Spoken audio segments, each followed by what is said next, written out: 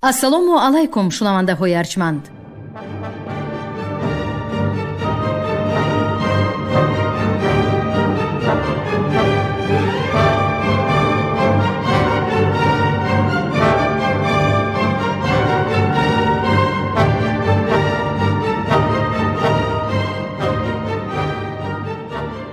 ба таваҷҷӯҳи шумо гуфтор аз силсилаи хониши адабӣ. қироати китоби президенти ҷумҳурии Тоҷикистон муҳтарам Эмомалӣ Раҳмон «Тоҷикон дар оинаи таърих аз ориён то сомониён».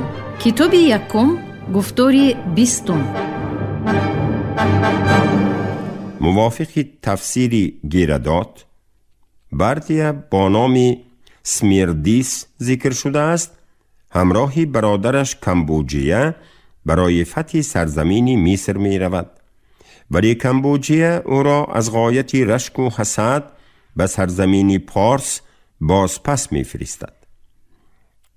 сабаби асосии рашку бадбинӣ хоби дидаи Камбуҷия буд ки бардия Смидисро ба тахту маснади шоҳӣ мерасонанд.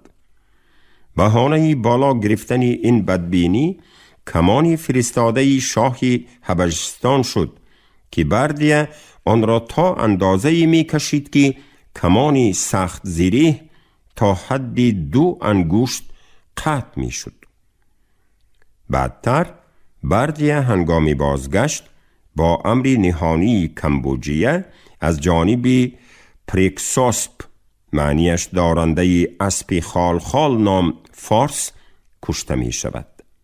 аз қазияи кушта шудани ӯ 2 тан аз касони наздики Камбуҷия огоҳ буданд, яке Прексосп ва дигари Патизеи Тимуғ ки нигаҳбони қасри шоҳ буд.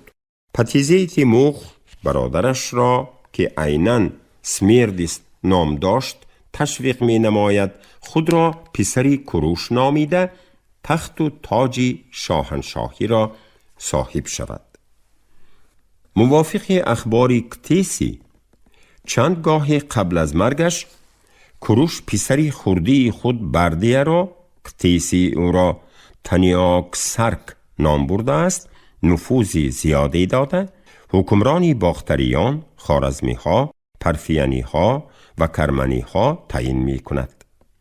ктеси خبر می دهد که هنگامی طبیبی درباری دارایی دو و اردشیری دو بودنش سالهای 415 398 پیش از میلاد درباره به طور اسرارانگیز کشته شدن پسری کروش از جانب دارا نقلها می کردند.